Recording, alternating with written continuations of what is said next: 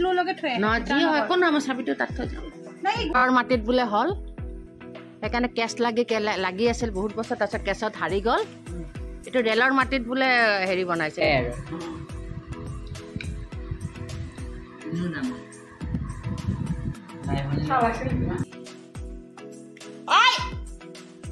দেখিছে বন্ধুসকল দেখিছে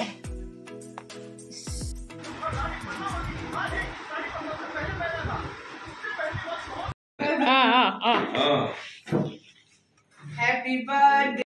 Hi everyone, মই মল্লিকা নতুন এটা ভিডিঅ' লৈ আপোনালোকৰ আগত আকৌ আহি গ'লোঁ এয়া বহি আছে যে এয়া মোৰ সৰু ভণ্টিৰ ল'ৰা হয় বাবাটো হয় অকণমানি বাবাটো এই পুচিটো ঘূৰা ফিৰা কৰি আছে ধুনুৰ পিছে পিছে মোৰ ধুনু ক'ৰবাত যাবলৈ ওলাইছে ক'ৰবাত মানে মই জানো ক'লৈ যাবলৈ ওলাইছে তাইক ক'লোঁ যে তুমি সোনকালে ওলাই যোৱা আমিও ওলাই যাম এতিয়া কিমান মৰম লগা দেখিছেনে আমাৰ ধুনুজনী যি কি নহওক মোৰ সৰু ভণ্টিৰ লগত সৰু ভণ্টি যোৱাকালি আহিছে টুনি যোৱাকালি আহিছে তাইৰ লগত আমি এতিয়া মানে মোৰ জেঠাইৰ ছোৱালী ঘৰত যাম মানে মোৰ বাইদেউ হ'ব জেঠাইৰ ছোৱালী মানে মোৰ মাৰ ডাঙৰ বাইদেউৰ ছোৱালী মাৰ সবচে ডাঙৰ বাইদেউ আমাৰ মাহঁতৰতো 5জনী বাই ভনী আছিলে গতিকে মা 4 নম্বৰ আছিলে মাৰ সবচে ডাঙৰ নহয় সৰি ভুল হৈছে মাৰ 3 নম্বৰ বায়েকৰ ছোৱালীৰ ঘৰত এতিয়া আমি যাওঁ গতিকে এইখিনি ৰাস্তাতে ইফালৰ পৰা বনাইছে দেখিছে না স্কুলৰ কাষেদি ৰাস্তা চেণ্ট্ৰেল স্কুলটো অফিচ হৈ যাব না জানইতো ৰেলৱে ডাঙৰ অফিচ হ'ব চেণ্ট্ৰেল স্কুল উঠাই নিব না হাজাৰ ফালা এই ৰাস্তাটো তালৈকে গৈছে সেইটো বনাই আছে এতিয়া তই চিন্তা কৰ এই ৰাস্তা ডাঙৰ ৰাস্তা এইটো আৰু ডাঙৰ কৰি একদম হাইৱে যে মালবিকাৰ ঘৰৰ ওচৰতে এনেকৈ হাইৱেতে সেই হাইৱেত ওলাবগৈ সেনেকৈ চিধা এইখন এখন বেলেগ মালিগাঁও হৈ যাব সেনেকৈ এইটো ৰেলৰ মাটিত বোলে হল সেইকাৰণে কেছ লাগি আছিল বহুত বছৰ তাৰপিছত কেছত হাৰি গ'ল এইটো ৰেলৰ মাটিত বোলে হেৰি বনাইছে কিন্তু এইটো ম্যাদী পাট্টা লৈ মানে বিল্ডাৰে বনাইছে না কিমান কোটি টকাই দি কিন্তু ৰাস্তাত ওলালে ৰেলৰ মাটি তাৰপিছত কেছ চলাচলি হ'ল কেছো চলিছিল বহুত বছৰ কেছত হাৰি গ'ল ৰেল জিকি গ'ল সেইকাৰণে এতিয়া গোটেই বিল্ডিংটো ৰেলে এইখিনি লৈ ল'ল আৰু ইয়াৰো ইয়ালৈকে বহুত মাটি ৰেলৰ আছে মানে এইখিনিত পিছত মই কম বাৰু গম পাইছা ইয়াতে এনেকুৱা বিল্ডিং বহুত ৰেলে পাই গৈছে বনোৱা অৱশ্যে যুঁজিব লগাও হৈছে বহুখিনি নিজৰ মাটি এয়া আমাৰ বাইদেউৰ ঘৰ আহি পালোহি বাইদেউ ইয়াতে থাকে এইটো ফ্লেটতে থাকে চাওকচোন কিমান ধুনীয়া ফ্লেটটো বন্ধুসকল একদম ওপৰৰ পৰা তললৈ দেখাইছোঁ দেই এয়া ইয়াতে আমাৰ জেঠাইৰ ছোৱালী থাকে জেঠাইৰ ল'ৰা থাকে মানে জেঠাইৰ কেইবাটাও ল'ৰা ছোৱালী ইয়াতে গোটেইকেইটাৰে ফ্লেট আছে গতিকে মাজে মাজে আমি চক্কৰ মাৰিব আহি থাকোঁ আড্ডা মাৰিবলৈ তো বন্ধুসকল চাই থাকক মই দেখাই গৈ আছোঁ আমাৰ ধুনীয়া মালিগাঁও সতী জয়মতী নগৰৰ মানে শুৱনি গাঁওখন গাঁও নহয় শুৱনি টাউনখন এয়া আমি আহি পালোহি বাইদেউৰ ঘৰ কি হ'লেৰে চাবলৈ চেষ্টা কৰিছোঁ তাৰপাছত এতিয়া দৰ্জা নক কৰি আছোঁ আমি অকণমান ভয় খুৱাম বুলি ভাবিছোঁ কিন্তু বাইদেউ অকলে আছে ভয় খুৱাই লাভ নাই এয়া বহুত আড্ডা মাৰাৰ পিছত বাইদেউৰ ঘৰত চাহ বিস্কুট কল আৰু কিবাকিবি বহুত খালোঁ বাইদেৱে নিজে বনাই আনি দিব লগা হ'ল বাইদেৱে অৱশ্যে কৰে আজিকালি কমকৈ কাম কৰিব লাগে তাৰমানে আজি ৰান্ধনি আছে ছোৱালী আছে চবেই আছে তথাপি আমাৰ ভাগ্য হ'ল বাইদেৱে বনাই দিলে আৰু ভিনদেউ ঘৰত নাছিলে চব যি কিনা ঘৰ এইবিলাক কি পৰি আছে দেখিছে পাখি প্ৰথমতে কৈছে আৰে ইয়াতে আমাৰ ঘৰৰ ভিতৰত পায় এই চৰাই পাখি ক'ৰ পৰা পৰিছে গোটেইখন চক বন্ধুসকল চক এতিয়া দেখিছোঁ আমাৰ মেকুৰীজনীয়ে ক'ৰ পৰা দেখিছে এইজনীয়ে কিবা কি চৰাই বা ধৰি আনিছে ৱাই ভগৱান কি বা চৰাই ধৰি আনিছে ৰাম মাৰি পেলাইছে ৰাম মৰা জীয়া নহয় দেই এইটো মৰা ক'ৰ পৰা ধৰে দেখিছে বন্ধুসকল দেখিছে ৰাম এইখনে মই দেখিব পাব লাগে নে ৰাতিপুৱা এয়া মই আহি ওলালোহি মানুহ গেৰেজলৈ যেনেকৈ গাড়ী গেৰেজলৈ গৈ গাড়ী ৰিপেয়াৰিং কৰে তেনেকৈ মানুহ গেৰেজলৈ আহি মানুহ ৰিপেয়াৰিং কৰে। এতিয়া মই চুলি ৰিপেয়াৰিং কৰিবলৈ সোমাইছোঁ। চুলি স্মুথিং কৰিম, ধুনীয়াকৈ কালাৰ অকণমান কৰিম, অকণমান ষ্টাইল কৰিম আকৌ বন্ধুসকল। নিজকে ধুনীয়াকৈ ৰাখিলে মনবিলাকো বহুত ভাল লাগে নহয়। গতিকে মই ৰেডি টু ষ্টাইল। এয়া মোৰ মই কি কৰি আছোঁ চাওকচোন। আপোনালোকে আইডিয়া লগাওক। মানুহৰ গেৰেজত সোমাইছোঁ যেতিয়া মই সৌন্দৰ্য বৃদ্ধি কৰি আছোঁ, চুলি ষ্ট্ৰেট কৰি আছোঁ। গতিকে আপোনালোকে গমেই পালে চুলি ষ্ট্ৰেট কৰি আছোঁ। মোৰ মন গ'ল। মই অৱশ্যে জানাই বন্ধুসকল, মই কাৰ্লিং হেয়াৰ মোৰ বহুত পচন্দ আহে। লেকিন মই এতিয়া অকণমান ষ্ট্ৰেট কৰিব বিচাৰিছোঁ এইবাৰ, তাকো টেম্পৰাৰী। ঠিক আছে।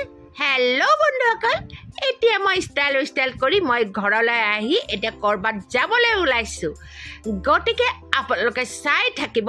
এতিয়া প্ৰায় বাজিছে 7:30। গতিকে আপোনালোকে চাই থাকিব মই ক'ত গৈ আছোঁ। এনেই ধুনীয়াজনী হৈ আহিছোঁ। ভাল লাগিছেনে নাই বন্ধুসকল মোক দেখিবলৈ? ঘৰতে পটাপট মোক ৰান্ধনীয়ে একাপ চাহ বনাই দিলে। পটককৈ চাহখিনি গলা ধৰণ কৰি এতিয়া কমিটিৰ অফিচ ৰুমলৈ আহি পালোঁ। কিয়নো আজি আমাৰ এয়া প্ৰাৰ্থনা হয়, এজনী অকণমানি মাইনাজনী, তাইৰ বাৰ্থডে চেলিব্ৰেট কৰিবলৈ আমি অফিচ ৰুম আহি পালোঁহি। গতিকে এলবাৰ্টাই ধুনীয়া এটা কেক লৈ আনিলে প্ৰাৰ্থনাৰ কাৰণে। এয়া হ'ল birthday girl. Hello' birthday girl. Happy birthday, girl.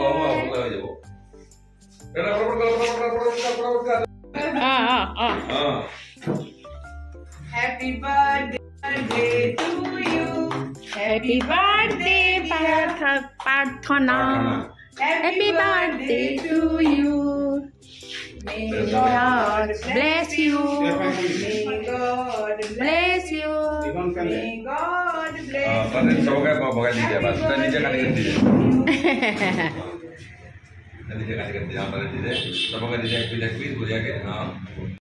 মই পিছে কেকটো দেখা পাই খাওঁ লাগি গৈছে। এনে কিন্তু মই কেক বেছি ভাল নাপাওঁ, কিন্তু সেই চকলেট থকা দেখিছেনে কেকটোৰ ওপৰত ব্লেক কালাৰ যে কফি কালাৰ নিচিনা, সেইটো চকলেট হয়। গতিকে কেতিয়া খাওঁ লাগিছে। তো মই একদম ডাঙৰ এটুকুৰা লৈ ল'লোঁ। এইটোতো খালোঁৱেই, লগতে এটুকুৰা বান্ধিও ঘৰলৈ লৈ আহিলোঁ মোৰ বেটা বোৱাৰীৰ কাৰণে। গতিকে প্ৰাৰ্থনাৰ কেক আমি চবেই মিলি খালোঁ। গড ব্লেছ প্ৰাৰ্থনা।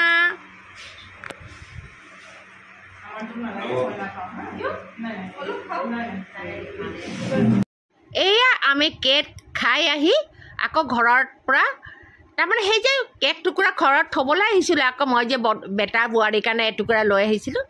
এয়া আকৌ বাঘ বুলি ভয় নাখাব দেই মোৰ বন্ধুসকল। এয়া হ'ল আমাৰ সৰু মেও। এতিয়া মই আকৌ এজনী ফ্ৰেণ্ডৰ ঘৰলৈ যাম।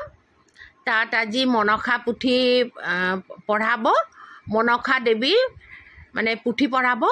তো সকলো অলৰেডি গ'লেই। এয়া মোৰ বান্ধৱীৰ ঘৰ আহি পালোঁহি। মোৰ ভণ্টি বান্ধৱী হয়। গতিকে এয়া এইজনীৰ লগত মই এই বান্ধৱীজনীৰ ঘৰলৈ আহিলোঁ। চাওকচোন, তাইৰ মোৰ ভণ্টি বান্ধৱীৰ ঘৰৰ ভিতৰত এৰিয়াৰ ভিতৰত কি ধুনীয়া শিৱ মন্দিৰ এটা আছে। সকলোৱে দৰ্শন কৰক আৰু সেৱা এটা জনাওক। তাৰপিছত আমি বান্ধৱীৰ ঘৰ বুলি ভিতৰলৈ বুলি আগবাঢ়ি গ'লোঁ। এয়া আপোনালোকে চাই থাকিব। এইখন চিৰি কেইটামান ষ্টেপ পাৰ হৈ ফাৰ্ষ্ট ফ্ল'ৰত মোৰ বান্ধৱীজনীৰ ঘৰ। কিন্তু গোটেই ঘৰটোৱে বান্ধৱীৰ। এইবিলাক তলত ইফালে সিফালে তেওঁলোকৰ ৰিলেটিভ, তেওঁলোকৰ ভাড়াতীয়া এনেকৈ মানুহ আছে। গোটেই বিল্ডিংটো তেওঁৰে হয়। গতিকে আপোনালোকক দেখাই যাম, কিয়নো ইমান ধুনীয়া ঘৰটো নেদেখাকৈ থাকোঁ কেনেকৈ। মইতো এনেকুৱা ঘৰ ধুনীয়া ধুনীয়া ঘৰ কেপচাৰ কৰিবলৈ যে ইমান ভাল পাওঁ বন্ধুসকল। শেষত মোৰ ব্লগবিলাক ধুনীয়া ঘৰ হোম টুৰ নহ'লে ৰক্ষা। মই কিন্তু বহুত ভাল পাওঁ ধুনীয়া ধুনীয়া ঘৰ কেপচাৰ কৰিবলৈ। সেই বুলি পকাৰ ঘৰেই যে হ'ব এইটো নহয়, মাটিৰ ঘৰো ভাল পাওঁ। এয়া বান্ধৱী ঘৰত মানুহে ইমান মানুহক ইনভাইট কৰিছে মনসা দেৱীৰ পুথি পঢ়াবলৈ। এটা অনুষ্ঠানৰ নিচিনাই হয় যায়।